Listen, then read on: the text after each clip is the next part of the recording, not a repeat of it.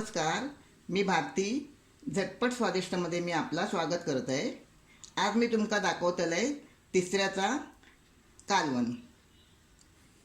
चला तर पाहूया आपण शिंपल्यांच्या कालवणात लागणारा साहित्य. आता या शिंपल्यांका काही लोक तिसरे म्हणतात, आम्ही तिसरे म्हणतो. यांका हे तिसरे म्हणजे शिंपले असे मी बाजारातून घेतलं आहे. कोथिंबीर, कढीपत्ता, तेल, कोकम, कांदा, मीठ, मालवणी मसाला, कांदा हे वाटपासाठी कांदो,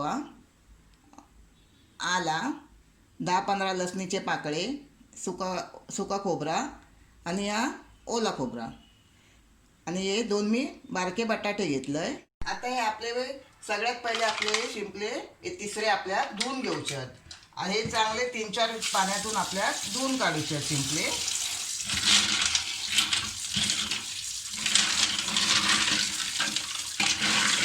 कारण हे कसे समुद्रातून शिंपले मिळतात ना, मग त्याच्यावर अशी रेती समुद्राची वाळू बिळू बसलेली असतात ना, म्हणून ती आपल्या एकदम व्यवस्थित सोयीन धुवून घेऊ कोई, कारण त्याका ती वाळू राहता कामा नये, म्हणून आपण ती व्यवस्थित धुवून घेऊ कोई. तर मी आता तुमका असे धुवून दाखवतो आहे. 3-4 पाण्यातून काढायचे. शिंपले असतात ना त्यांची पहिलीच तोंडा उघडलेली असतात आणि जे ताजे शिंपले असतात ते असे तोंडा त्यांची बंद असतात. घेताना आपण असे सोयीन बघून घ्यायचे की त्यांची तोंडा बंद असत की नाही आणि असेच घ्यायचे. आता हे माझे शिंपले धुवून झाले. त्याच्यात मी अजिबातच पाणी घालूच नाही. हे फक्त असे धुवून स्वच्छ असे धुवून शिंपले ठेवले आहे आणि वाईट त्याच्यावर झाकण ठेवून 5 मिनटं शिजवून घ्यायचे. 5 मिनटं वाट बघूया आपण. मगाशी मी 5 मिनटं तुम्हाला सांगितलं होतं की कशा आपण शिंपल्या उकडून घ्यायच्या.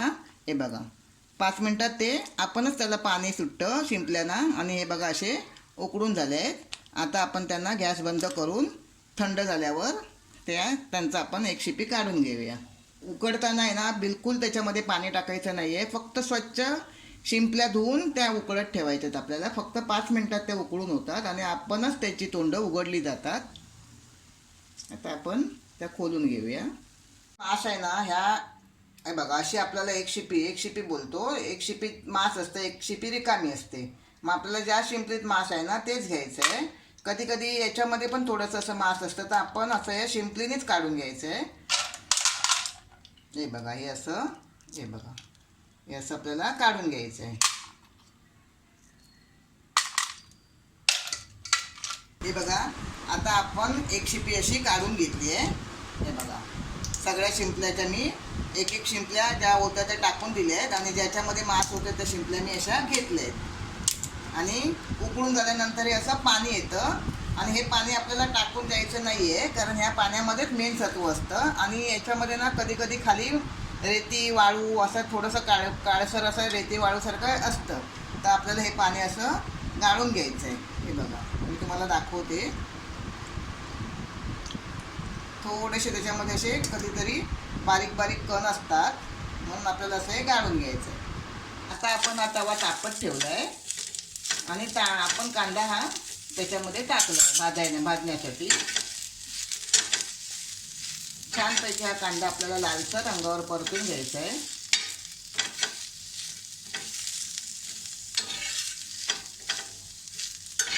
मी तुम्हाला फक्त थोडंसं बोलून दाखवलं सुरुवातीला, पण काही लोकांना म्हणजे काही माझ्या मुलाचे मित्र आहेत वेगळ्या कास्टचे, तर त्यांना मालवणी भाषा समजत नाही, म्हणून मी त्यांना जरा असं आता आपल्या शुद्ध मराठी भाषेत बोलते आहे.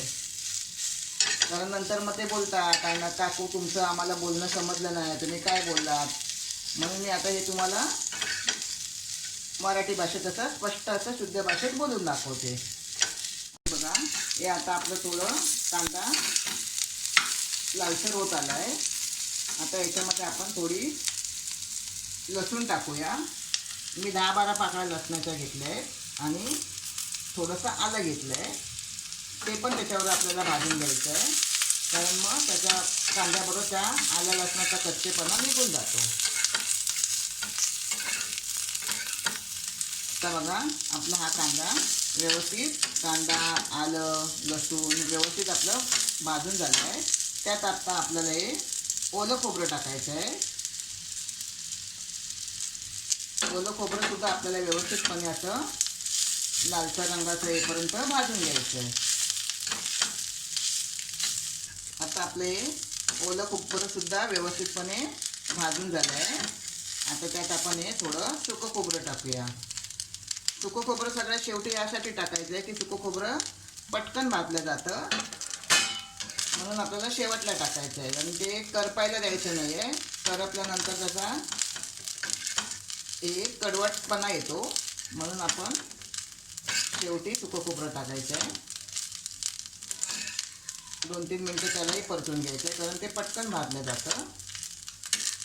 बघा आता आपलं हे खोबरं सगळे व्यवस्थितपणे भाजून झालं आहे छानपैकी. आता हे बघा, मगाशी मी तुम्हाला वाटप कसं भाजायचं ते दाखवलं होतं. आता आपण ते मिक्सरमध्ये वाटून घेऊया. थोडीशी कोथिंबीर घालूया. आपल्याला थोडं पाणी टाकायचं आहे, जास्त पाणी नाही टाकायचं आहे, थोडं टाकून घ्यायचं आहे. जसं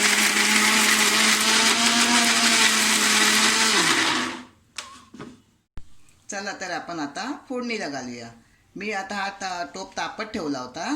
थोडं तेल टाकूया. थोडं याला जास्तच तेल लागतं, कारण वर आपल्याला थोडी तरी तवंग आला पाहिजे ना, म्हणून थोडं तेल जास्तच टाकायचं. थोडं तेल तापू दे.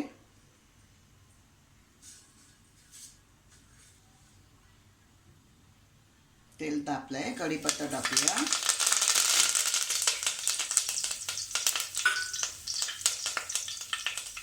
थोडं फोडणीसाठी कांदा.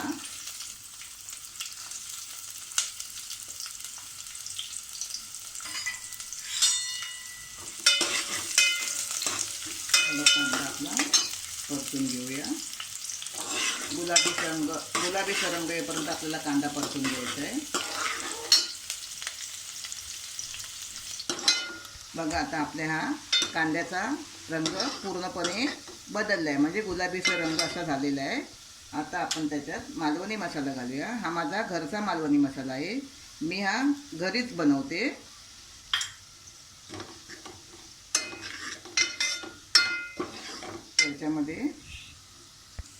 त्यात बटाटा घालूया. हे मी 2 बटाटे घेतले होते. तिसऱ्यांमध्ये बटाटे, शेवग्याच्या शेंगा जर आपण घातल्याने जर त्याचं कालवण बनवलं ना तर खूप छान लागतं, चवीला खूप टेस्टी लागतं. पण मला आज अचानकपणे मी हा बेत केल्यामुळे मला शेवग्याच्या शेंगा भेटल्या नाहीत आणि मी आज फक्त नुसत्या बटाट्यांचाच वापर केला आहे त्याच्यात. आता हे थोडं परतून घेऊया. आपला बटाटा बघा छान तेलामध्ये परतून झाला आहे. आता आपण थोडं त्याच्यात अर्धा ग्लास पाणी टाकून त्याला बटाटा शिजत ठेवूया, कारण बटाटा शिजायला थोडा वेळ लागतो.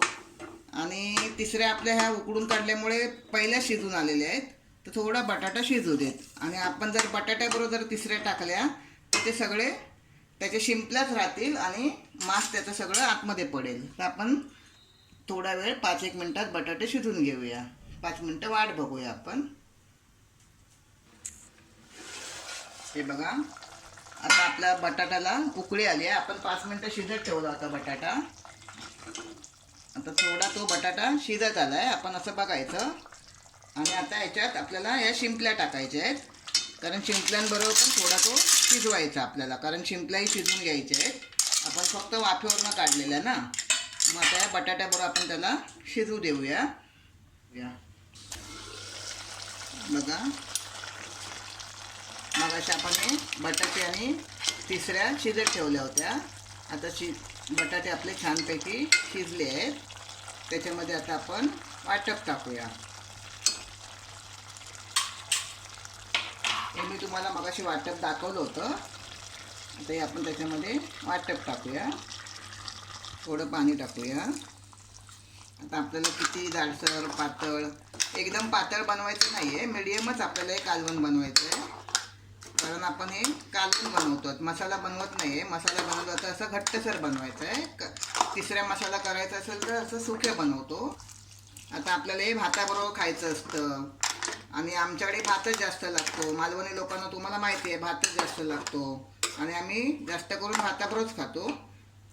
मग एवढं असं आपण जाडसर ठेवायचं आहे त्याला. आता याच्यामध्ये आपण मीठ टाकूया. मीठ मी हातानेच टाकते नेहमीप्रमाणे.